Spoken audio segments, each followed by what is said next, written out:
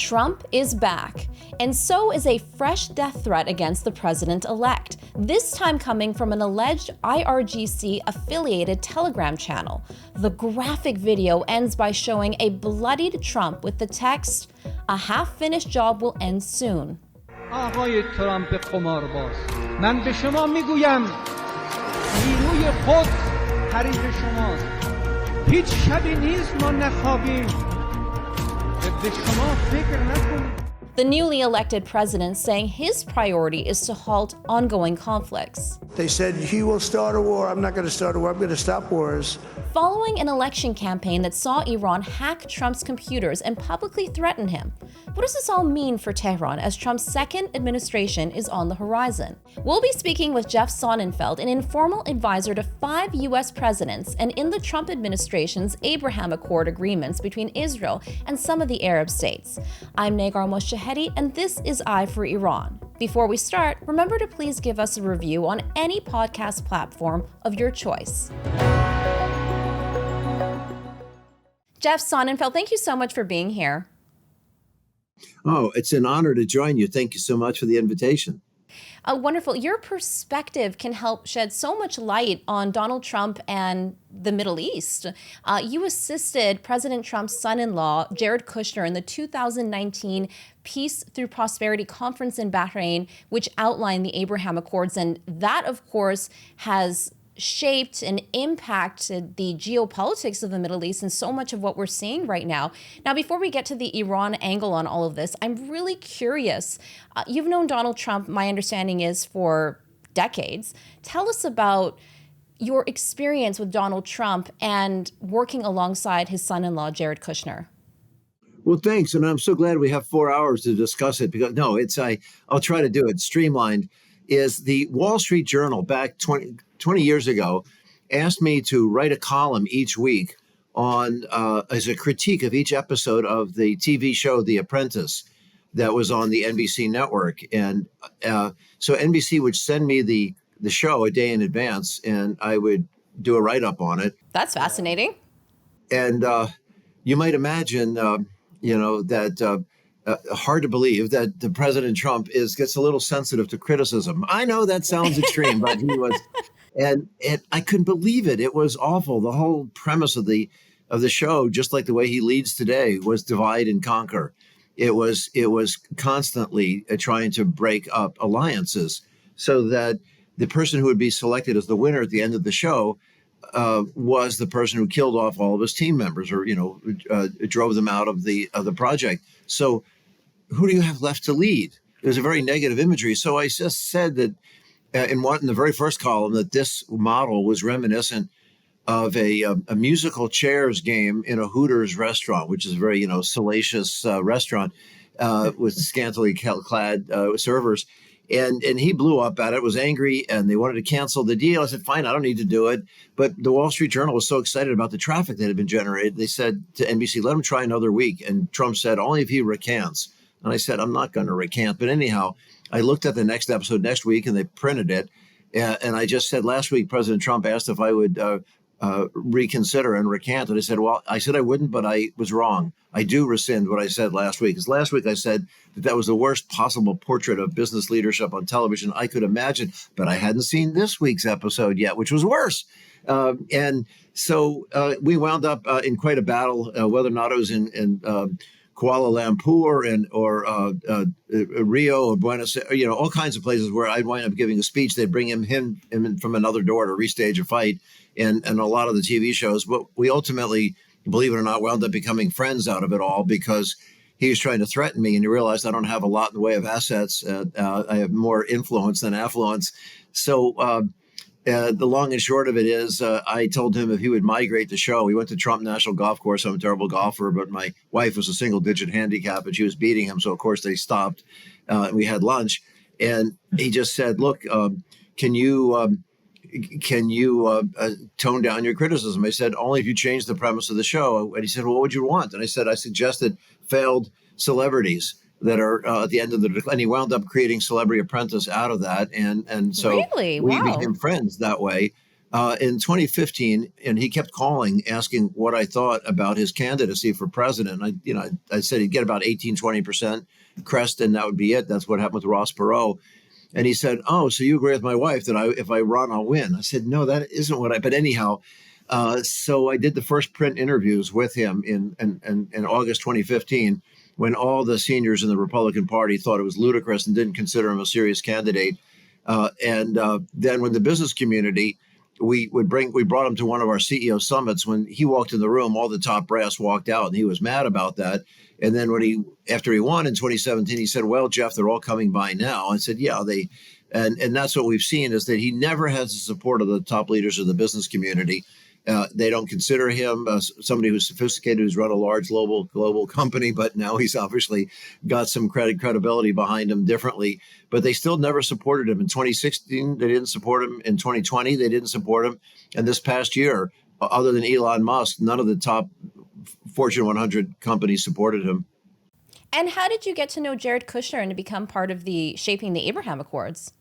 Well, he asked me to join him because they knew that I'd become an increasingly harsh critic, but they thought that if they won me over, it might help bring other business leaders who had distanced themselves from Trump into the initiative. And in fact, I was very impressed with it. As you mentioned, it was held in Bahrain, but Morocco, United Arab Emirates really brought a lot of ideas to this as well. But believe it or not, they had not only Saudi delegation there, but amazingly, they had a Palestinian delegation. It wasn't the formal Palestinian Authority. It was very brave business leaders. And they sat with an Israeli delegation, which was not an official Netanyahu cleared delegation, but in fact was a delegation from Israel business leaders. They sat together. It was so impressive. And coming out of it, it was extremely promising. And unfortunately, a deputy, to be candid with you now, Jake Sullivan, who I think is fantastic, he had a deputy who apparently can't stop talking and stuck a finger in the eye of Hamas in October 5th or 6th, just days before the next critical conclusory stage of the Abraham Accords was to be signed with Saudi Arabia, and even Mahmoud Abbas from the Palestinian Authority signing on. It would have been amazing. But by tempting fate like that, of course, Hamas realized this was their last moment to strike. And I don't blame it on the Biden administration. In fact, they were doing an amazing job pulling it together. But there is one deputy in there that you name the crisis from the Middle East to Central Europe, this guy can't stop talking. And he consistently gets it wrong.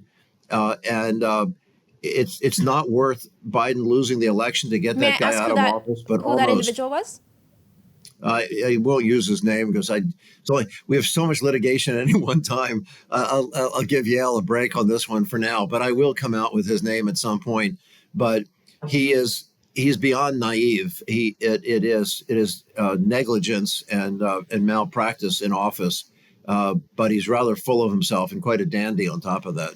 Wow, so that's huge. Do you think this individual who you But can't it's not name? Jake Sullivan. Sullivan is fantastic, but the leaks that would come out and the ill-timed bragging was quite detrimental to progress. But I think the Biden administration was doing a good job, and Jake Sullivan was doing a fantastic job. I just wish his team was a third as good as he is. And so do you believe that this individual who, as you said, you can't name, and we respect that, may have impacted or sort of pushed on or led to the October 7th atrocities in some way? I've never said this publicly before, but he didn't help it.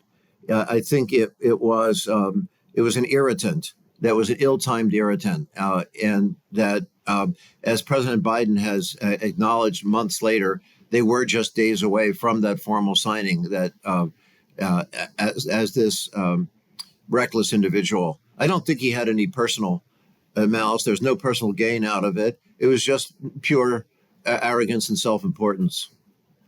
Wow. And everything you just described, plus what you said about Donald Trump and his strategy on the show, at least, of The Apprentice of divide and conquer, what are some key takeaways that may drive how this administration handles Iran? You just said something so brilliant that I wished I'd said it first. And I don't mean to be pandering, but there is an irony in this. is that until this second, I'm not kidding. I not only had never talked about the problem in the Biden administration's foreign policy before, but I had also never realized the irony of him hating multilateral agreements and alliances, and yet the Abraham Accords is the opposite of that. Here, because he doesn't love NATO, obviously, and NAFTA, the Business Roundtable, a unified Republican Party, whatever it is, it's always about him and any joint activity. He'll turn Lockheed and try to turn Lockheed against Boeing, and try to and Raytheon, and try to turn Johnson & Johnson against Merck and Pfizer, and try to get General Motors fighting against Ford, and try to get Germany fighting against France, and Canada against Mexico. And yet, as you figured out, this was the anomaly where, and I think it's Jared's brilliance that he yielded to, weaving it together. There are some very forward-thinking leaders of the Gulf nations that I have to give a lot of credit to, though, on this.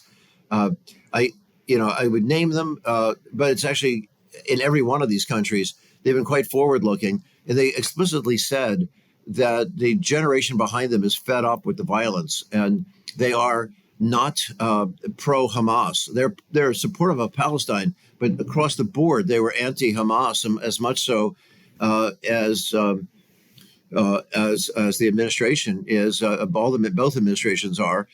So that was quite encouraging, and it was billions of dollars that they had in this plan to go into Gaza, including a $10 billion superhighway linking Gaza to the West Bank. But there was so much in going from desalination plans to AI initiatives and things that was quite exciting. What this would have meant for the development of Gaza and to accelerate economic development of the West Bank. It was a shame that was scuttled. But I am hopeful that I think that this could be accelerated, especially if Jared, who's not yet been quite active in the late stages of the campaign, if he gets drafted back into the Middle East, his currency there is still fantastic, and he could regenerate a lot of this. I don't want to be naive. It's harder for those Saudi monarchies that you would think don't have to be as subservient as in a public democracy to restless crowds. But right now, the violence in Gaza makes it hard. And of course, in South Lebanon makes it hard to move ahead on this. But there will be a time where they can revisit that. And I do think the Trump administration can make great progress on that. Something which is probably your next question. I don't mean to anticipate it, but something else. It is. You got it. They'll also do would be to cut off the spigot of Iranian oil, which has been funding a lot of the mischief. That there were basically 4 million barrels a day that Iran was extracting and selling. 2 million of it was they're actually selling to the outside, and about 2 million for domestic use. Is that the Saudis cut their production by more than that? And if the Saudis would restore their normal production, for whatever reason they cut it, whether or not it was trying to affect market prices, I can't believe it was to help Putin or to make Biden look bad or whatever it was, it backfired. It didn't work. The oil prices only come down. So whatever the Saudis had in mind didn't work. And taking the Iranian oil out of production, out of the marketplace, would be very effective for global diplomacy because that's the money that funds Hamas, the Houthis, and Hezbollah. That would be fantastic. But the Biden administration, there were some people in the Treasury Department, some people in the State Department that had a misguided notion that it would drive up prices, global oil prices. And they're very worried, as we can see, understandably, and tragically now in terms of the election results, in terms of inflation. But it wouldn't have been inflationary because the Saudis could have been persuaded to supplant any of the reduction of oil. And who knows if the Israelis will make that happen themselves, if they go to, take out Kark Island as a next step, if possible, if necessary. So it seems like Jared Kushner and his influence is going to be critical in terms of the future of the Middle East. What do you think? I think so. I think, people try to throw a shadow at him because he has support from Saudi Arabia for a private initiative.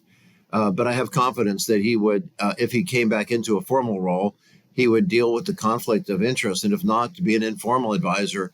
But I think he's brilliant and has tremendous relationship skills with virtually no bureaucracy around him.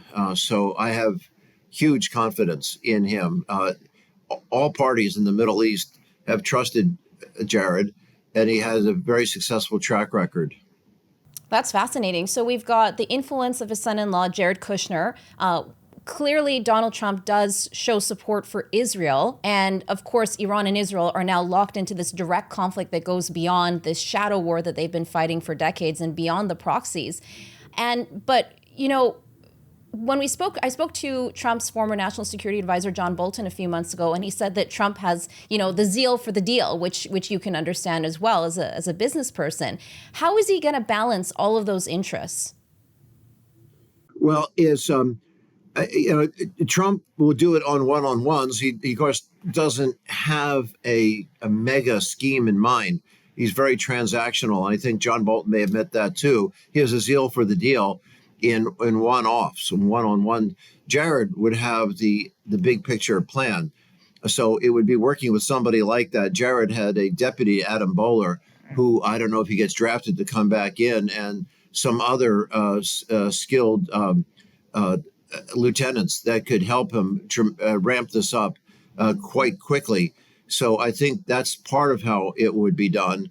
I think they have a little bit easier hand right now, candidly, is even though there wasn't universal a global enthusiasm for Netanyahu's attacks in Iran, they're widely expected as retaliatory gestures for the missiles Iran sent into Israel. And that was quite very effective in taking out, they, I think, killed only 4 Iranian soldiers, but they managed to, of course, neutralize a critical missile defense system. And that was a huge warning shot over the bow that probably didn't happen at the time you spoke with John Bolton, that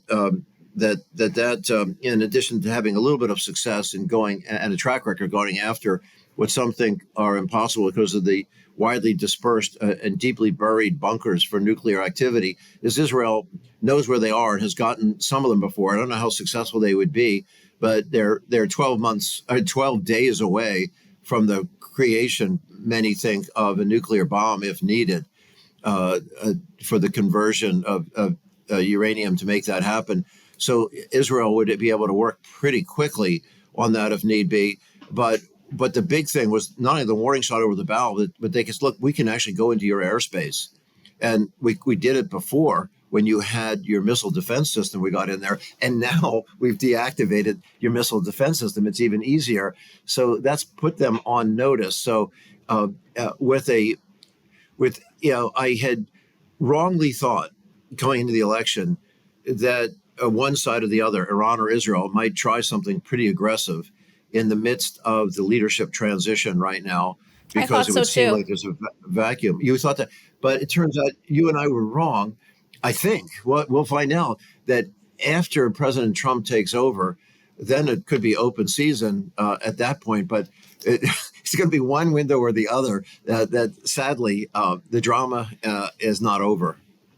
And the irony is something that your listeners would know way more about than I do, but none of my students would know. Even some of the Persians who would not remember that. Not that we're celebrating the Shah, but it's just a shrieking irony is under the Shah, Israel hardly had a better friend than the earth. Exactly. They had some unlikely supporters. They also had the head of Romania, Nicolae Ceausescu, who is not the most popular leader around the world. But at the same time, that the Shah was in power, Nicolae Ceausescu was also very pro-Israel, as was the then South African regime. So these are 3 of the least popular regimes on earth. But we're very supportive of Israel. So it was a change of leadership there, which was, at least in 2 of the 3 cases, pretty good. I'll leave the change of leadership in Iran to your audience to tell me about that. But obviously, when the Ayatollah Khomeini came in, that changed in a second, and suddenly we had all this unleashed straight anger towards Israel that surprised many of us. It came from nowhere, in of course the late '80s. Where'd that come from, or early '80s? Yeah, that's a really good point. And I was going to say, so I was back in May. I was in Israel, and I spoke to a lot of Israeli officials. I spoke to a lot of just Israeli locals, and a lot of them were looking to Trump, and these are a lot of liberal people too, looking to Trump like he was going to be some sort of savior with a second Trump administration coming back into power, looking at him, like I said, like a savior, that he was going to come in, form a coalition with Israel, go into Iran. A lot of Iranians in the diaspora also look to Trump, again, like a savior, that he's going to come in and that there's going to be some sort of regime change. But, I recently heard him on the Patrick Bet-David podcast, and he's like, no, I'm not interested in regime change in Iran. I'm here to make sure that Iran will not become a nuclear power, and I want Iran to be, quote, successful, despite the fact that there's U.S. intelligence that says that they're trying to kill him, the Iranian government. What do you foresee happening given your knowledge of Donald Trump, and and people viewing him from the outside like this savior? What do you think is going to happen? Well, I think he likes the trophy of taking out a very potent, evil world leader, and when that has happened, the killing of Soleimani, and of course the killing of Hussein, and things, we've seen this happen before, and the Israeli successes, recently in taking out leaders of Hamas and the Houthis. He's the kind of person that would on the sidelines see, gee, I wished I was the one who did that. However, the added twist here, as you mentioned, that recent podcast, is that we now have seen the formation of what some people joked about in the early 90s when President Bush 43 announced it, which was a new axis of evil. It turns out it's true, and the axis is more than three powers, but Putin is right in the center of it. Putin's closeness to Iran is complicated. The mathematicians who are listening to us on the podcast will remember the law of transitivity. So if Putin loves Iran and Trump loves Putin, does that mean therefore that Trump loves Iran? Maybe not so much. And it's also complicated because of the China relationship. China buys a lot of Iranian oil, not as much as you would think. They could buy more. And they've been worried about, when we enforced U.S. sanctions, China had abided by that. And the British were very helpful, by the way, in the formation of those sanctions from the U.S. and the enforcement of them. So I think that Trump would probably like to economically strangle the current Iranian regime, but I don't know that he would want to be the person who opportunistically took out the target. There are all these rumors that the Ayatollah is ill, but we've had these rumors about Putin forever too, and somehow, like a Stephen King horror movie or novel, is these bad guys seem to somehow live on forever, coming back from the brinks of fiascos. That's a very good point. They've been saying Khamenei has been ill, I believe, with cancer for decades now. And that leads me to my next question. Diplomat Brian Hook is back. He's part of Trump's transition team. He says he recently went on CNN and said Trump is not interested, like we said, in regime change in Iran. But Hook is also known for the man being behind the maximum pressure strategy. What does Trump's selection of Brian Hook indicate to you? That he gets somebody who knows what he's doing, somebody on the ground. And I think that's, I don't have a position on Hook's ideology, but I do think he is very experienced. He's knowledgeable about the people, and he actually knows what levers to pull. So I think that as far as I can tell, for Trump fulfilling what his mission is, that would be an excellent choice.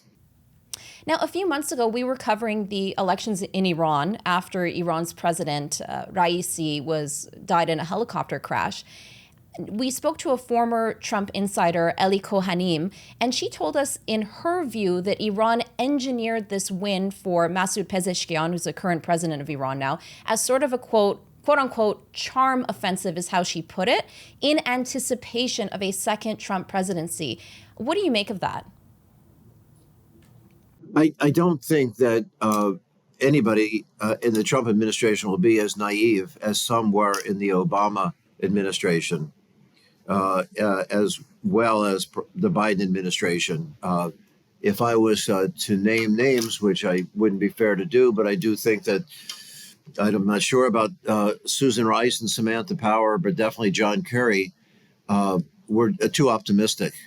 And even the release of the seized assets, was a mistake. We eventually froze them again, but there was a belief that there was an olive branch being handed out before, and that, and in fact, they right away jumped into action funding terrorism. So I don't see that there's, if it's not regime change, it's a dramatic change of approach. I am frankly a little bit worried about, even on the cosmetic level, of the joint, it's presented as joint military exercises, naval exercises with Saudi Arabia is a little startling.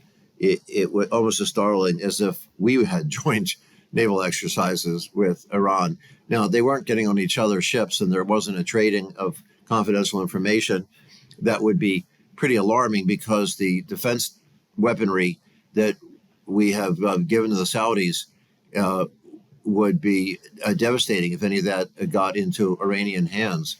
But Patriot missile issues and the THAAD missile, from Raytheon or RTX, and the THAAD missile system insight from Lockheed is so critical, so sensitive, even some Boeing stuff, that it would be horrific and surely a violation of the agreements. And I can't imagine the Saudis doing that. So it seemed just to be cosmetic, but why even do that?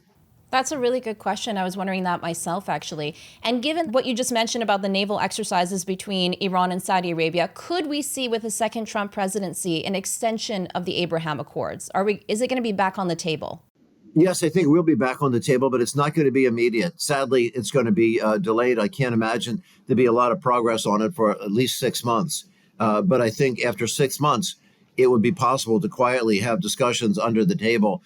And the way the Abraham Accords actually got started was not just the Bahrain conference, but the belief, the realization there is so much activity under the table that, as one of the major Arab Gulf Coast nation leaders said, that in fact there's so much activity under the table, positive energy under the table. The table's about to tip over. And I think that's what will happen in 6 months or so. We'll start to see an opportunity to start to talk about normalization again. And unfortunately, the terms would have to be a little bit different, rather than vagueness about a pathway towards the creation of a Palestinian state. I think it'll have to be a little bit more explicit about what the plan would be. Jeff Sonnenfeld, thank you so much for your time. I know you are a very busy man. Really appreciate it. And I'm glad we came to the realization about the Abraham Accords and the anomaly of Donald Trump. Thank you so much. I'm really honored. I appreciate it and enjoyed it. You can always weigh in on the discussion in the comments below. We'd love to know what you think. The Eye for Iran podcast series is created by Iran International, the go-to destination for expert Iranian news in both Farsi and English. For more, head to our dedicated English website, iranintl.com/en.